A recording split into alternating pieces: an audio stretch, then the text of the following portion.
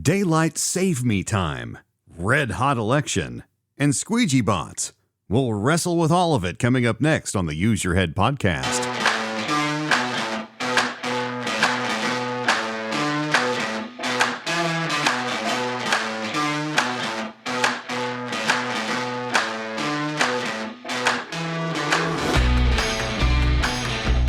To welcome you into this half hour of the Use Your Head podcast. This is season 1, episode 15 already.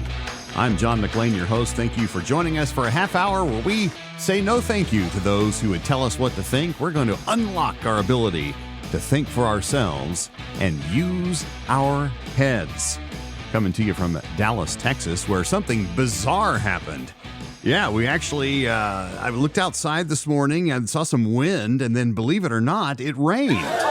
It's shocking. We haven't had hardly any rain this year, at least in my little corner. Now, DFW is big enough where there are parts of the Metroplex, as we call it here, that have gotten a decent amount of rain. But here in our little corner, they seem to kind of, little storms move through, and you watch the radar with bated breath, and then they juke and jive like a hockey player. They deke us. Moving around and all that. But we got a little bit of rain today. Thankful for that, and more is expected. So I hope you are happy where you are as October draws to a close here in 2024. 3 great topics for you today on the show. Once again, as I said, this is the show where we look at all these people telling us, quote, the news, unquote.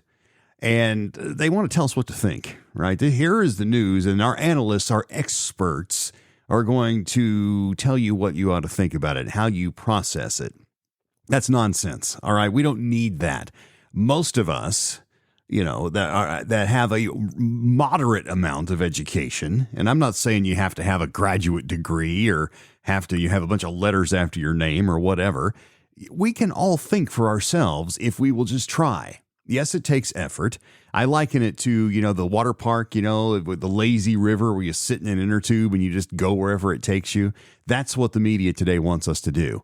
Rather than diving out of the inner tube, swimming upstream, doing it the hard way, and thinking for ourselves. That's the better way to do it, and that's what we're going to do today on the program. 3 great topics. If you'd like to chime in, the email address is john@useyourheadpodcast.com.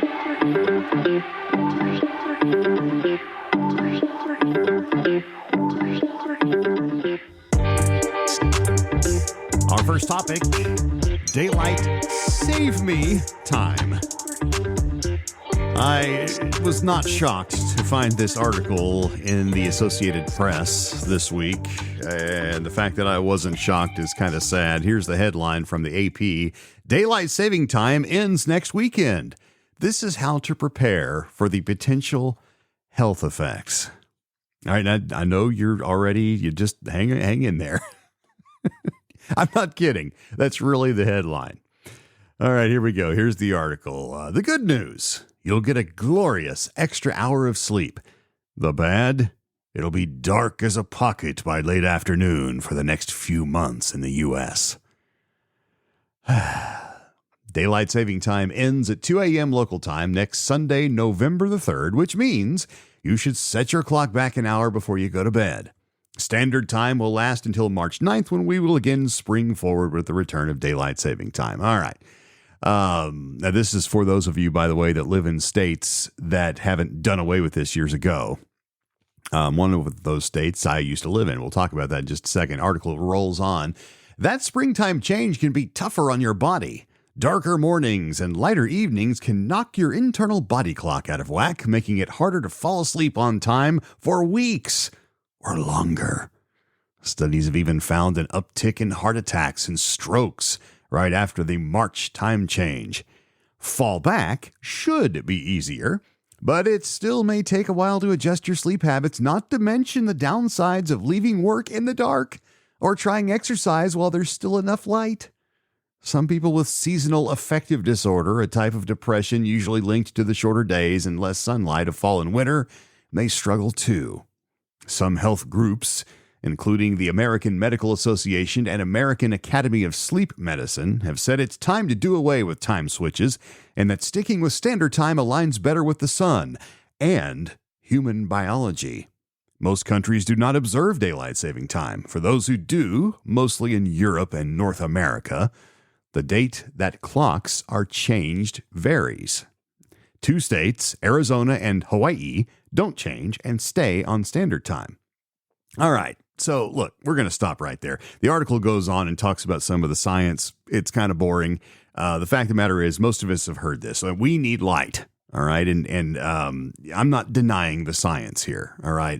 I am going to poke a little harmless fun at this entire idea, but I'm not going to deny the science. Look, we all know that darkness affects people. We've done a lot of studies up in Alaska where, it's dark. Depending on the further north you are, completely dark, 24 hours a day if you're up toward the top. But even down in Anchorage, they have very few hours of daylight during the winter. And then the opposite is true. And so, yes, this seasonal disorder, seasonal affective disorder, it's called, is a thing. And they've studied it. And so it's important for Alaskans will often, create artificial light of certain kinds inside their homes. And then during the summer, you got the blackout curtains so you can sleep at night. I've visited up there. It's kind of bizarre, but it's reality, and they deal with it. But that is a very different thing than daylight savings time.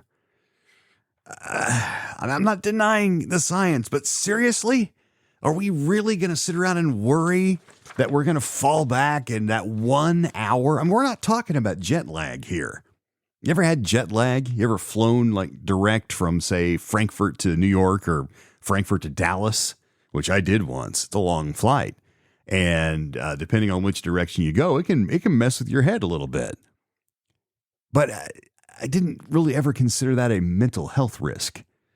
You take a couple of naps and you sit there and you use your head and go, okay, I know it feels like it's 3 o'clock in the morning, but it's really 2 o'clock in the afternoon. And so let's set our watch and let's come to the understanding, brain, that it's 2 o'clock in the afternoon and the body will follow along. And it's usually that simple. Takes a little practice and, yes, a little effort, a little swimming upstream, but it can be done. But now the Associated Press is telling us that daylight savings time is a mental health risk. It's 1 hour.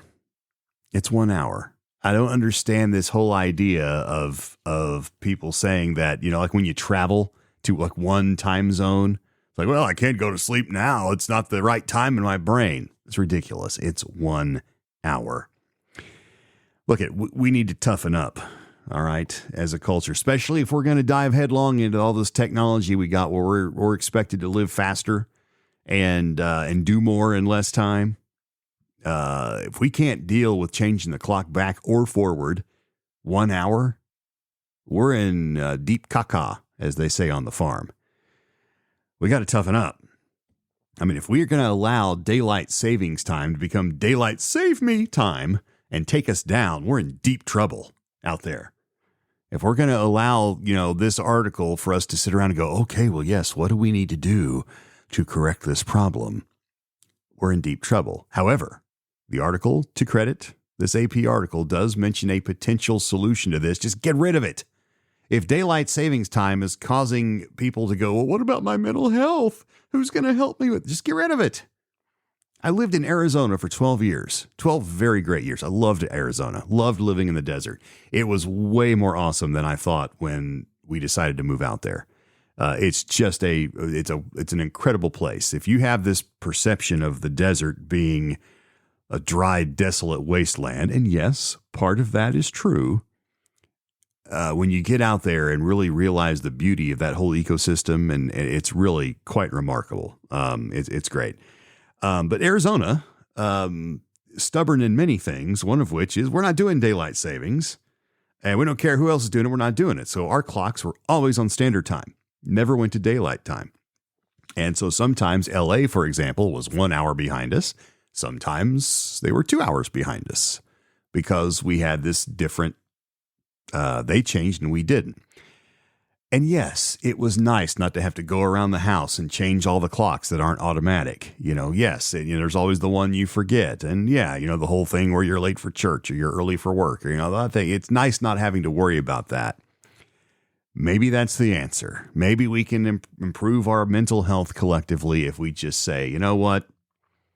let's get rid of daylight saving time. However, before you get all excited, because this has been talked about in Washington, all right, there's been members of Congress going, we should do this year. We should just stop with the daylight savings. We don't need it anymore. We have electricity now, so we don't need daylight saving time. Which, by the way, was the whole reason that came about, was to give us more daylight hours because people didn't have lights in their house. We have them now. But, it strikes me as I use my head a little deeper. And before I say this, yes, I'm kidding. But I did think of it in all honesty. Won't this give us one less thing to whine about? Won't this give us one less thing to write articles about? Look, I'm glad we're destigmatizing mental health. That's a good thing. But come on, seriously.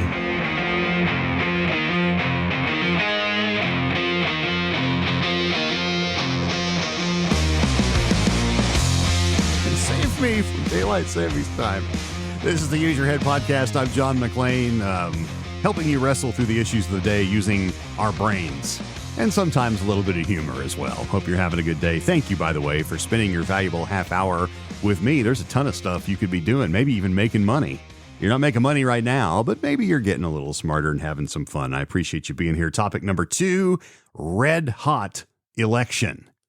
I saw this story and was rather shocked. This is from a site I've never looked at before. It's called Newser, N-E-W-S-E-R, Newser.com. Here's an article, and the byline says, by Newser editors and wire services. I guess no one wants to lay claim to it. Or maybe it was written by a computer. Don't know. It doesn't say that. But anyway, here's the headline. Dropbox fires in 2 states destroy hundreds of ballots. What? Here's what it says. The FBI and other agencies were investigating on Monday after early morning fires were set in ballot drop boxes in Portland, Oregon, and in nearby Vancouver, Washington, where hundreds of ballots were destroyed. The Portland Police Bureau reported that officers and firefighters responded to a fire in one ballot drop box at about 3:30 a.m. and determined an incendiary device had been placed inside.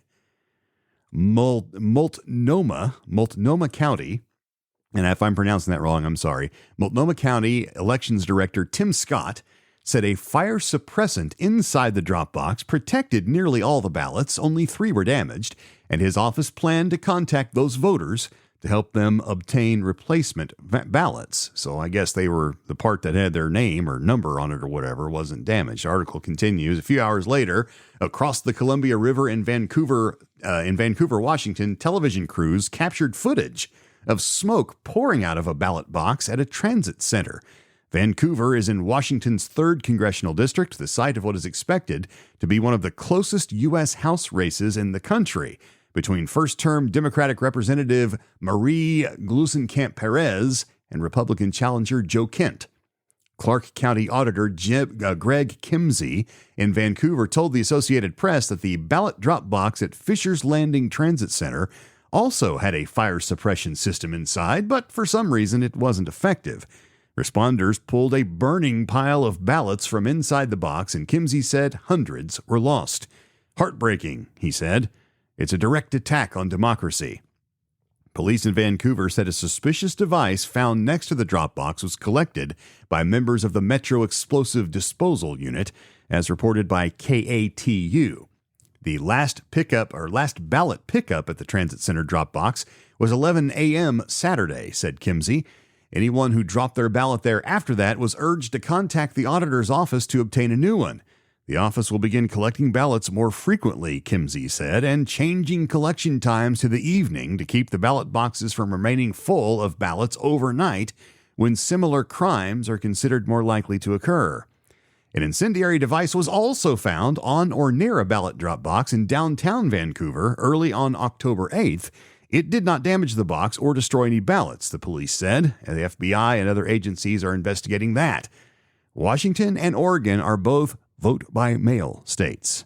Registered voters receive their ballots in the mail a few weeks before elections and then return them by mail or by placing them in ballot drop boxes. End of article. By the way, I mentioned Arizona a while ago. Arizona was a vote-by-mail state, too. You could also go and vote. But I don't think anybody did because, we're lazy and we like to vote by mail. And you had to fill out the ballot, put it in a special envelope, and then you had to sign an affidavit on there and mail it in. And that was how it was done. Kind of strange.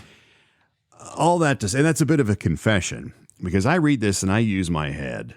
First of all, I was at first shocked by this. And then as I realized all the acrimony and angst that surrounds our national elections and even our local ones, I probably shouldn't be surprised that there are people out there that are angry enough to make incendiary bombs and burn people's ballots inside a giant mailbox. And that's what these things are. Despite the anti-inflammatory device, I'm assuming maybe it's halon or something inside there that detects the flame and puts out the fire. It worked to a degree in one of them, didn't work at all in the other one. The point is the boxes were attacked by somebody. And, the T word is being floated, by the way, terrorism, which I guess, in a way, that's kind of what it is. And the reason I think that's what it is because voting is sacred. And that's what I came up with when I used my head. It used to be that our vote was a sacred thing. I've been voting for many years. I'm almost 53, so I've voted in a number of elections.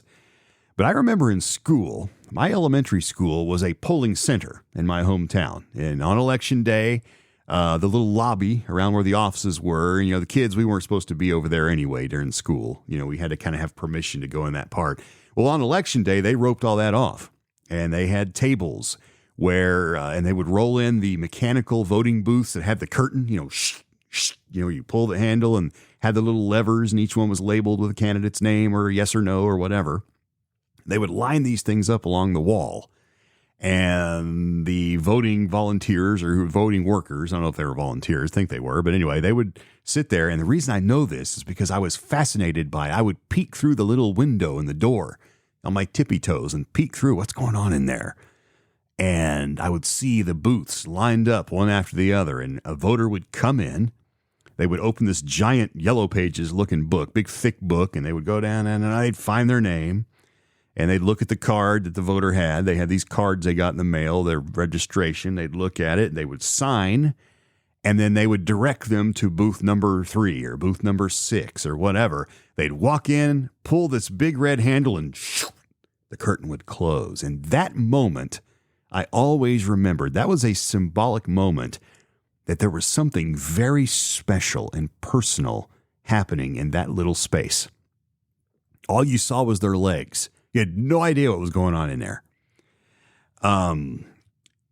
It was a sacred thing. And by the way, as an aside, I wasn't alone in this. And finally, enough kids at my school were asking questions about it that they actually got one of those booths out of the closet when it was not during an election, and they showed it to us. It was a teaching moment for children. It got us interested in voting. And thank goodness the administrators at the school were like, you know what, this could be a great teaching moment. Let's wheel one of those out. And let's show them what it is. And so they said, when you're old enough to vote, you'll go in one of these and you'll pull the lever. And then when you pull the handle and the curtain opens, it records those votes and you've done your duty. And it was a marvelous, I will never forget how cool that was. And this memory came flooding back to me because it seems like today that sacredness is completely gone. Now we get these cards, whether we get them in the mail. In Texas, we don't. You have to be like an absentee or military. You have to have a special qualification in the state of Texas. Otherwise, you got to go. You can early vote, but you go to the polling place and you stand in the, now instead of the cool mechanical booth, it's a touch screen that spits out a card, and then you can read the card and make sure it recorded what you said, and then you feed it into that's kind of how we do it, at least in my part of the Lone Star State. Who knows what else is going on. Haven't ever seen any hanging chads or anything, but the point is, it seems to me when I use my head, we've lost a lot of the sacredness of the vote. In fact, I can remember another teaching moment as a youth, because I was fascinated by this whole process, that it is impolite to ask someone who they voted for or who they're going to vote for. You didn't do that in polite company. It wasn't done. Hey, who are you going to vote for? Son, you shouldn't ask people that. That's a very personal, private thing. It's like you don't ask a lady how much she weighs. You just don't do it. You don't. It's not done. Or at least it wasn't, because it was sacred. It was personal and private. It was special. Now we're sticking paper cards in an unguarded mailbox. And yes, look, I understand that the powers that be put these protection devices in there. They're not foolproof. No device is. But the fact that we've just got people poking them in a mailbox on a piece of paper, like it's rather ordinary, we've lost the sacredness of the vote.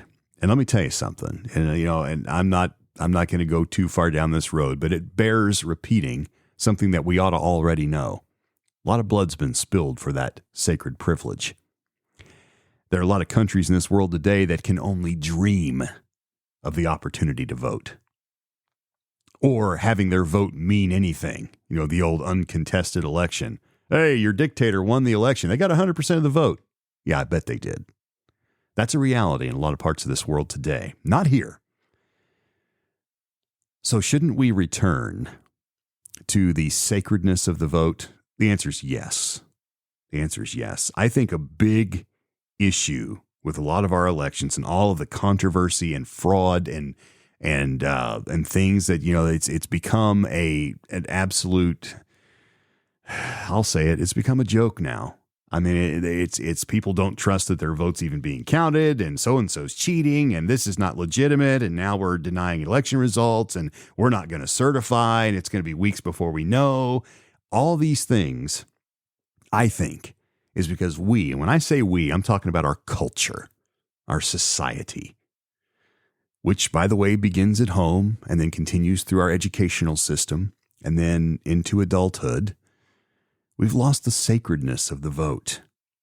And in fact, as I thought about this and used my head, and yes, my heart to a degree, I think we've lost the sacredness in a lot of things. Think about that.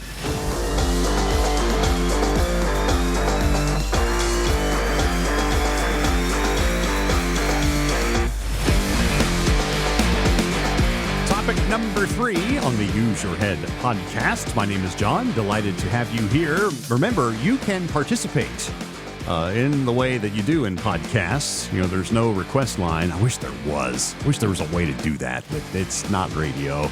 Alas, we have to do it a different way. Email me, john@useyourheadpodcast.com with whatever you want to say. If you got a topic suggestion, if you want to debate, you want to argue, I'd really love to have your voice, by the way. If you want to, record yourself saying something, asking a question, want to, take issue with something I said, I'd love to have it all. That's how we wrestle with things and use our heads together.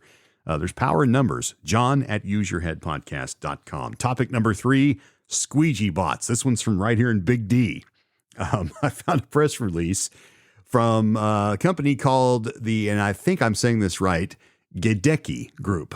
They are I'll just tell you what they are from the press release. This is from their About section. Gedeki Group is a best-in-class, full-service owner and operator of office buildings across the U.S. Headquartered in Dallas, Texas, its mission is to provide impeccable customer service and high-quality office environments by investing new capital, sound management principles, and leading-edge sustainability practices. So they do office buildings. Is what they do. Big business, by the way. And Dallas, like many downtown skylines, were loaded with these magnificent and architecturally unique office buildings. I'm not a fan of downtown areas. The less I have to go down there, the better. But it's kind of cool. Every skyline kind of has its thing, so I get that. It's kind of neat, source of local pride, if you will, and a place for people to work and make the world a better place, hopefully. Well, this press release is about they're inviting people, this group are inviting people to a demonstration event for Verobotics. All right, Verobotics. Verobotics is a revolutionary, I'm reading from the press release again, Verobotics is revolutionizing exterior building upkeep, inspection, and maintenance with cutting-edge autonomous robotics. Our solutions protect high-rise investments through seamless automation, enhancing safety, efficiency, and reducing costs. As the only company in the world offering this proprietary technology, we are setting a new standard for the real estate and facility management industries. What is a Verobotics? What are they talking about? They're demonstrating window washing robots. Okay? Now, this is an audio podcast, so I'm going to describe what these things look like. There's a photograph If you want to see this, by the way, you can go to their website. I'll spell it for you. It's gaedeke.com, GAEDEKE.com. That's GAEDEKE.com. And right there's a picture of this robot. Now, the first thing I'll say, we've all seen window washers downtown and probably held our breath a little because they're on this platform suspended by cables and they're walking back and forth, washing and squeegeeing, and then they move down and wash and squeegee, move down. And, it's a job that never ends because by the time you finish one building and get to the end of the downtown area, the first building you cleaned is dirty again. So it's a great, resustaining job for people that frankly probably have a difficult time getting life insurance because it's a job that only certain people have the guts to do, the ability to do. And frankly, yes, I kind of marvel at those kinds of people. And I thank them that they're out there cleaning these buildings. But now we have bots, and this bot is suspended likewise by a cable. So clearly it looks like a cable that's clearly able to hold the weight of this bot. I have no idea what it weighs. It doesn't look like it weighs a lot. And so what this bot is doing is it's going down and it looks like it has little suction cup feet. I don't know if that's but it looks all the world like it's got little feet that it's sticking to the window. I'm not sure, but that's what it looks like. I may be looking at, cleaning pads, but in any of it, because it doesn't show it running, it's just a still shot of it. And no, before you ask, I'm not going to go to the demonstration that would require me to go downtown. I'm not going to do that. The only time I'll go down there is if my wife invites me down there for a steak. I'll go then. But anyway, these Verobotics, they're going to demonstrate these on a glass building in downtown Dallas. And at this event, they're going to show how these are the better way to go. And, now we can clean these things without endangering the lives of humans. And, oh, by the way, aside from washing the windows and doing a good job of it, these things can inspect. So I can look for air leaks or, storm damage or, the wear and tear on a building, which obviously these giant buildings with these big, thick, heavy panes of glass, in time, they're going to need a little repair.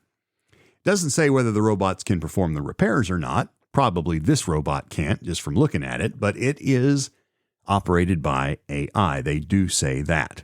So there is not someone sitting on the roof with a joystick and a camera operating this thing. A computer, it's an intelligent robot. It's doing its thing according to what it thinks needs to be done. So I'm looking at this and I'm going, well, okay, more AI encroachment. That's not news. And I've touched on this before. In fact, I'll take you back a few weeks. I told a little anecdote. Hopefully you didn't fast forward through it. But I told a little anecdote. I had to take my truck in and get a new front end, new suspension put in the front of my pickup. It was worn out, ball joints were shot. It was time. And as I'm checking out at the end, the two gentlemen who performed the work came in to say hi and were standing at the desk while the other guy, their boss, was writing out my ticket. I was getting ready to pay. And I took the opportunity to thank these kids for and I say kids, they were probably 20 or 30 somethings. I said, thank you guys for your hard work today. It's a hard job. Suspensions can be stubborn. And I said, I appreciate you guys taking good care of me today. And they were appreciative of that. And we got to talk. I don't remember how, but I'd mentioned to them. I said, well, at least you guys' jobs are safe from AI. And they both looked at me and they said, well, not so fast. And they described how they'd been reading in some of their trade publications, how there are now bots that are intelligent, AI, in other words, that are now starting to be able to do this type of skilled work on vehicles. And so they are not, in fact, safe. And my first reaction was, oh, come on, that's got to be years away, which is a dumb reaction to have because I have been railing for a long time about how fast this technology is moving. And now we have Verobotics in downtown Dallas cleaning and inspecting windows on high-rise buildings. So it's not just desk jobs, all right? And that's, if ever, that may have been a theory. Now it's proof because these Verobotics are ready to demonstrate. And look, I'm sure they're going to perform great. I mean, I'm sure they've already tested these in a lab. They have no worries about how this is going to go. It's going to go and people are going to ooh and ah from the ground and people are going to go, how can I get these for my building? That's going to happen. That's the whole reason for the demonstration after all. And I'm going to assume that these things aren't a danger to anybody on the ground. The cable that's hanging certainly looks capable. I'm sure they've been safety tested. No one wants to hurt people. So we can set that aside. But there's more than one way to hurt people. What's next? Okay, first of all, what are these window washers going to do? I would imagine, I don't know any of these people, but every time I see them working on one of those platforms, I sit there and think, I bet they make a pretty decent living. Okay, this is not minimum wage work. This is skilled work, first of all. You have to understand how to operate. This safety has to be job number one for these people. It must, not only for their safety, but for people on the ground. You can't be dropping stuff down on the sidewalk where commuters are walking around. All right, you can't be falling. This is a skilled job that requires a lot of know-how and training and careful. You have to have the right kind of people washing windows. All right, where are these people going to work? Right? And before you say, well, I'll just teach them to work on the robots when they break. That's a different skill. Some of these people might not be equipped for that kind of work. Where are they going to go? All right. Safety? Yes. Yes, it's a nice idea. And I don't have statistics on how many window washers are injured or killed in the course of their work. I suspect there's not very many because they're harnessed up and strapped up and highly trained and very careful. I mean, if I'm, 55 stories up, squeegeeing a window, you better believe safety is never going to leave my mind. That's me. But here's the thing, and this kind of ties into a lot of things, and I'll leave the show today with this thought. Life is dangerous. Life is not always safe. Should we focus on safety when we can? Of course. Should we become obsessive with it and try to create a world that's completely 100% free of danger? No, because it's impossible. Living on planet Earth is dangerous. You can walk out of your front door today and something could happen to you that was unforeseen and unprotectable, and despite all the measures you take to stay safe, you can be injured or even die from an accident. And so to me, taking away the risk of a window washer on a platform, and I'm talking about a human being, and saying, listen, you don't have to hang by this cable anymore and wash these windows. We got a robot, so you're safer. Yeah, but you've taken away my livelihood. Is that a good trade-off? I think we got to be careful about making those types of judgment calls here. Anyway, squeegee bots, they're out there, Verobotics, and they're demonstrating in Dallas. We'll keep an eye on this, see how it goes. I'm going to go wash my windows by hand. Have a great week. Thanks again for the half hour. Appreciate you. Use your head this week. We'll see you next time. I'm John, wishing you adieu.